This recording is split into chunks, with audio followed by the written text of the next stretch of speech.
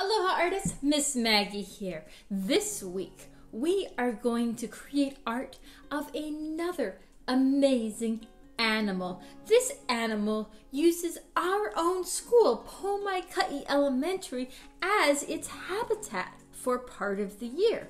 Any ideas what this animal might be?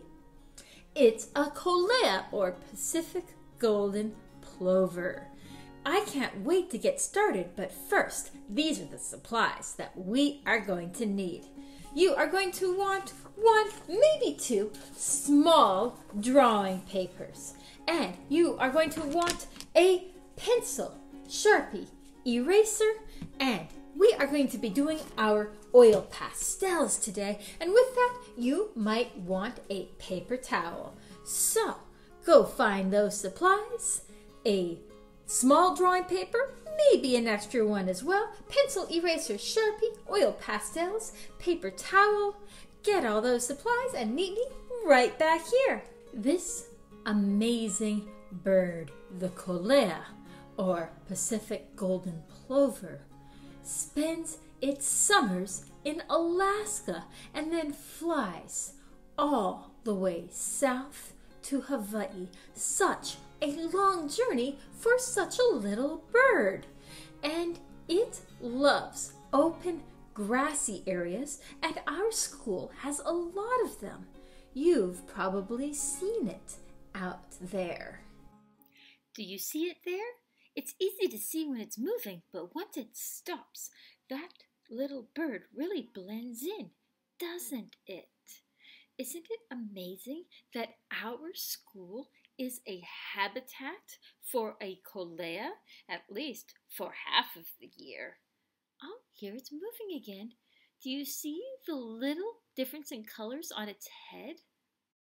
The Kolea has two different types of feathers.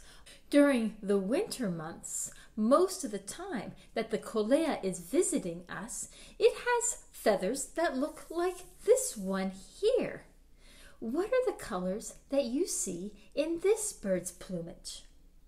Plumage is another word for the feathers on a bird. So, look at the colors in this bird's plumage. We're going to draw the Kolea, and you can decide which way you want to color it. A couple weeks ago, we painted the Io, or the Hawaiian stilt. We're going to be following the same steps for when we draw the bird, but when we draw different species of birds, there are differences in the shapes and the sizes of different body parts. What do you think are going to be the main differences in the shapes and the sizes of these two birds? I know they have different plumages, different feathers, but what about the size and the shape of their head, their neck, their body, their legs? There's some interesting differences, aren't there?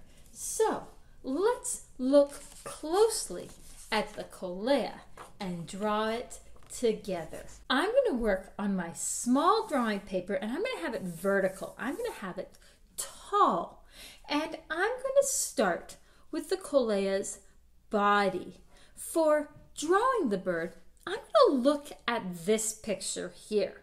But when we color it, you can pick between each of them.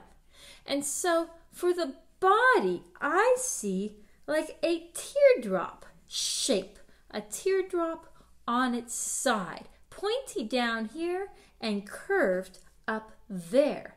That's a lot like when we did the Io. I'm going to decide, where is my bird's body going to be? Let's say I'm going to have the tail there, and I'm going to have the body come out like this. Is that good? I think that teardrop needs to be a little bit thicker, kind of like that. I'm going to make my bird as big as I can without going off the page. Like, I see that the front of its chest is here, but I see that the beak points out further. So I don't want this part to stick out too far so that there's still space for the beak up here. So I'm making some adjustments, finding just the shape I want. And once I get the shape I want, I can get rid of lines that I don't need. That way they don't get confusing. Okay, I have the body of my bird. Now, what about the head and the neck? I think those are going to have some differences from the IO, aren't they? The IO has a much longer neck, and sometimes the Kolea actually brings its neck down like this, and sometimes it has it up like this one. And so you can decide how long that neck should be. It's definitely going to be shorter than the IOs. Let's see, I want to have my bird with the neck up a little bit. So that means that the head is probably going to be about here-ish. I see that the neck is going to come straight up from the chest and that the head's going to be up here approximately. And I don't want the head too small, but I don't want it to be too big. I'm looking closely and going, what size head makes sense? I think about that size. The size of the head is going to help express the shape of this bird's body. Okay, I think like that. Now, let's look at the neck. I see that the neck comes off and down and connects with the front of the chest. Okay, there. And then it comes from the back of the head and connects to the bird's body too. So I have the front and the back of its head. And I made it a little bit skinnier there because it felt like it was too thick. I am always making little changes. And then after I get the lines that I want, I get rid of the lines that I don't need. Do your best. I know it's challenging. You will get there. Okay, I like how mine looks now. I think I'm ready for the eye and the beak. This one in its tuxedo, it's hard to see the eye, but this one I can really see it. And I see that the beak is in the center of the head and the eye is taller. So I'm going to draw a line through the center of the head. See how it's the same amount above and below? And that line will help me know where the beak goes. I'm going to have the beak come down off the head to that line. And I see that the bird's beak, it has like a little bit of a bump at the top. Barely, just tiny. Comes to a point. And then there's the lower part where it curves up almost to that guideline that I drew and comes to there too. And then there's the line down the center that's right on that guideline. I see that that beak comes into the head a little bit there. And here too. Interesting. And I see that the eye is above that line, close to the center, but not quite. And it is almost a circle. It's kind of an oval. And I like doing it filled in, but with a little highlight. Okay, let's see. How can I adjust these lines so I like them even more? I think this part needs to come in a little bit. And this part is going to sort of slant back a little bit, I think. And then go around. And I'm going to get rid of the lines that I don't need and see if I like how this is coming. I think that is working. Sometimes I erase lines that I do want to by accident. That's normal. Always adjust it. Okay. I think that's coming together. Just about there. How about the legs? I think I can get rid of that line too. And the legs come out of the center of the body shape. And the legs, they bend backwards from ours. So if the bird is looking this way, the legs, the knees, go the opposite way of a person's. They come down and they're going to just disappear into the grass. And I'm going to make the feathers in the back of the body a little bit more interesting. See how I made it have a little zigzag there? Then I have the different feathers coming off. You can see it a little bit in this one. You can definitely see it in that one. And once I have that, I can put in some grass. And have you chosen which way you're going to color your bird?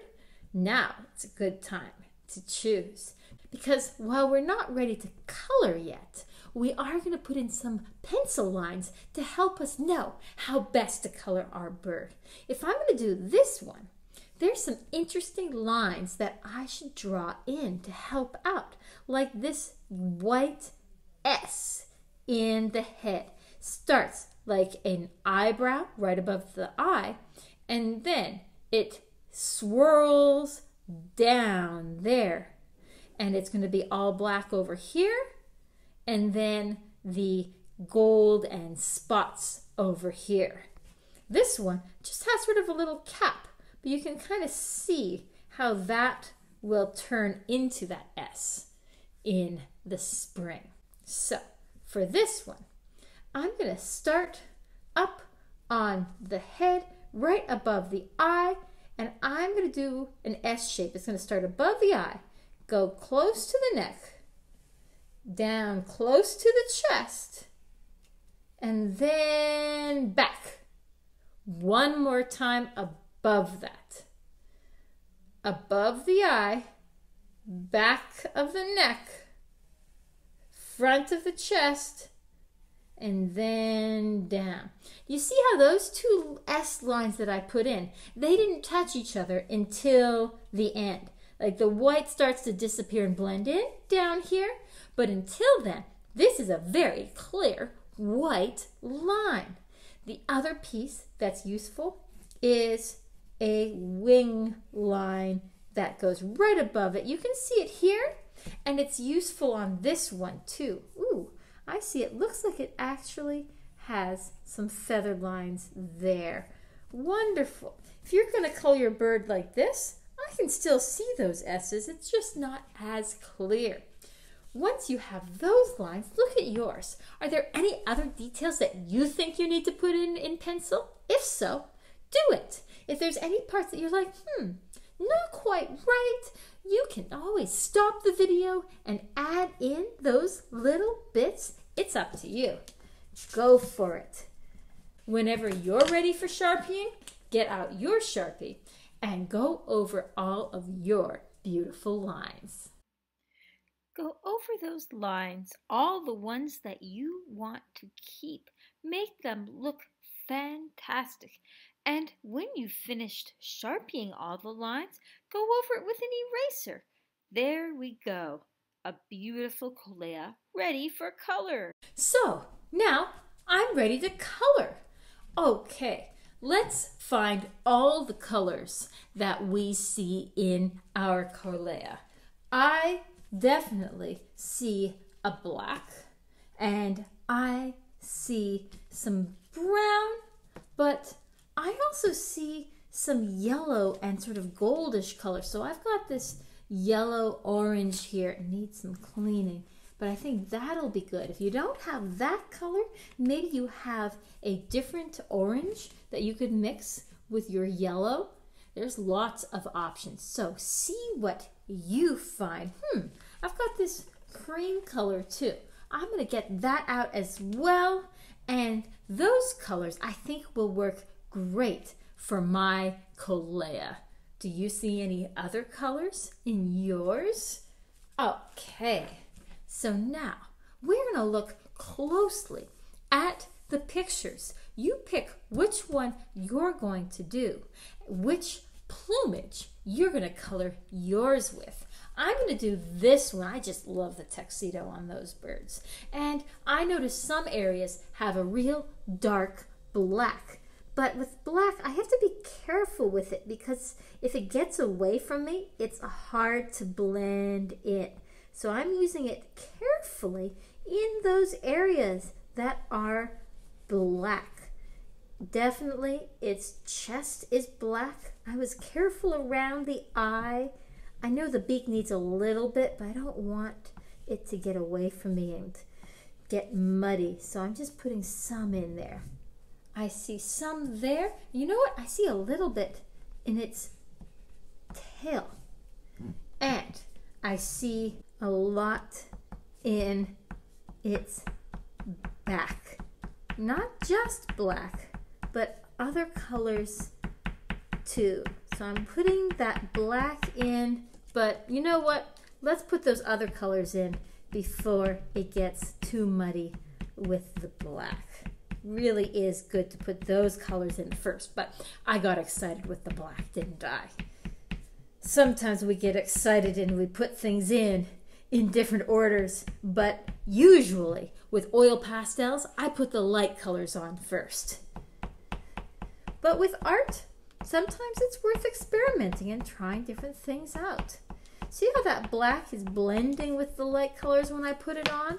If that's something you want, could go with that. Crab white? I should have. Luckily, I have it right here. I'm cleaning it off, and I'm going to blend in the white into that white stripe. And I'm letting it touch the other colors around the edge because you can see how the plumage connects there. And there are white spots on the feathers too. So I'm going to put those in as well and see what else does this need. It's getting pretty close. Needs the beak, little brown,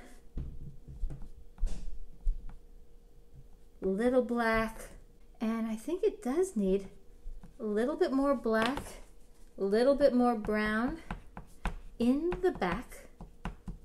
Some areas have more of those colors than others. And the legs. Looks like the legs are shining in the sunlight on here, and here they're in shadow. So should I put light colors or dark colors? Why don't you decide what the legs should be for your bird? I'm going to do a little bit of both. And I think my bird is just about there. Next, I'm going to do the grass because Kolea, they're always hanging out there in the grass, aren't they?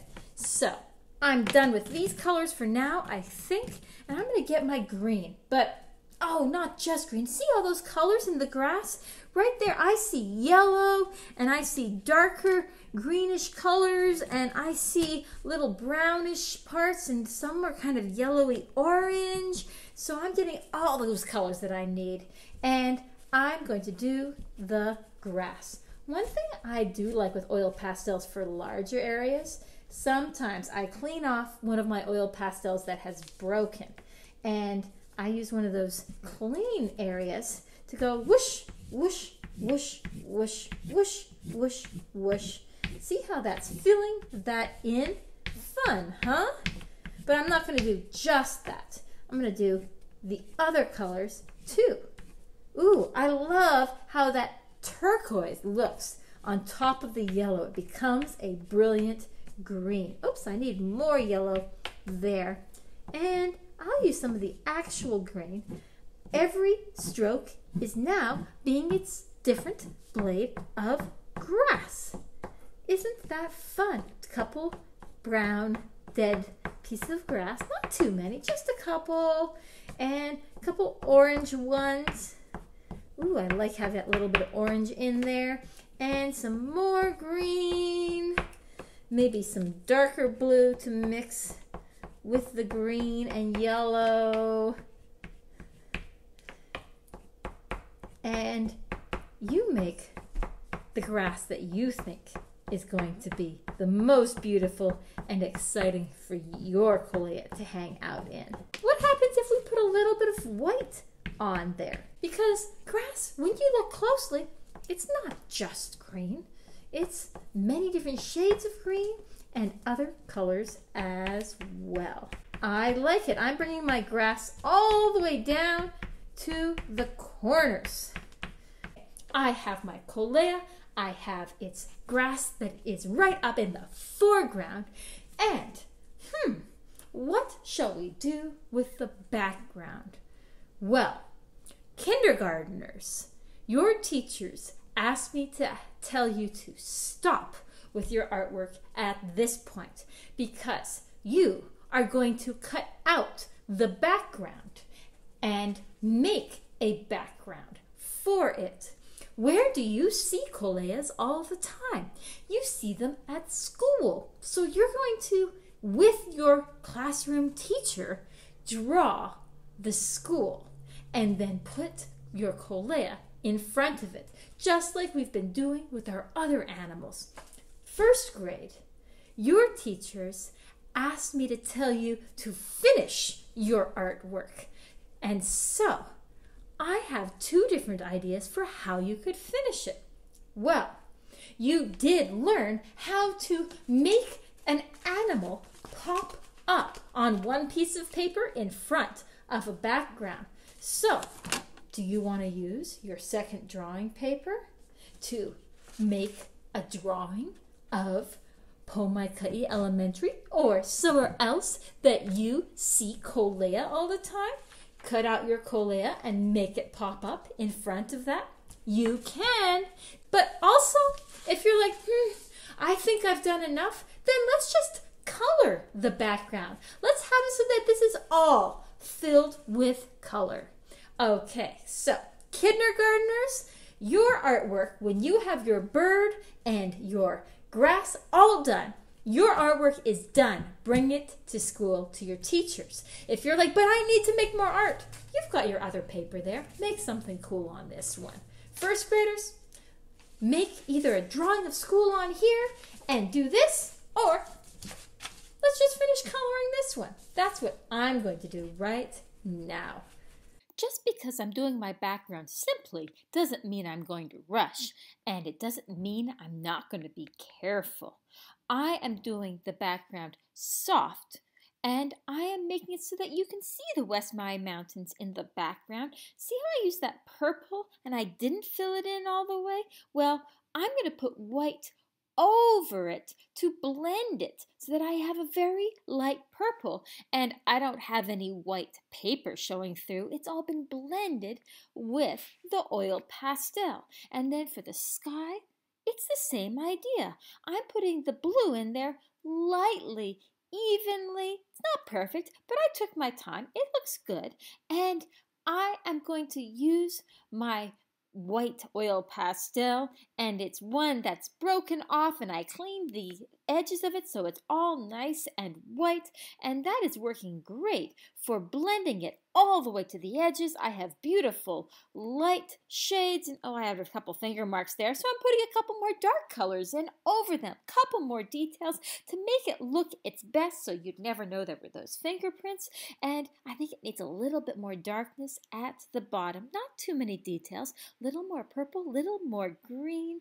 How's yours coming along? What are you putting in your background? I think mine is done. Okay, wow. Oh, I had so much fun doing that Kolea, and I love seeing Kolea when I am at Pomaikai and other places around the island as well. And so finally, here is your reflection question. What is your favorite thing about your Kolea? Okay, artists, let's remember to clean up our art supplies. Oil pastels, they get messy as you keep using them, but they are still good. And keep track of all those little pieces because they are still great for making art. And the last thing I'm going to say is next quarter, the fourth quarter, I'm not going to be making art videos all the time, but I know that you are very creative, that you are creative by drawing and painting, that you're also creative by dancing and singing and making up stories and inventing too. There's so many ways to be creative, and I bet you have a favorite way. Keep making art of all types. Anytime you're being creative and putting your heart into it, that is art. And when you make art and you share it with the world, then you inspire people. And when you inspire people, it means that they want to make the world a more beautiful place too. So keep making the world more beautiful, and I can't wait to make more art with you in the future. Okay, I'll see you then. Ahui ho!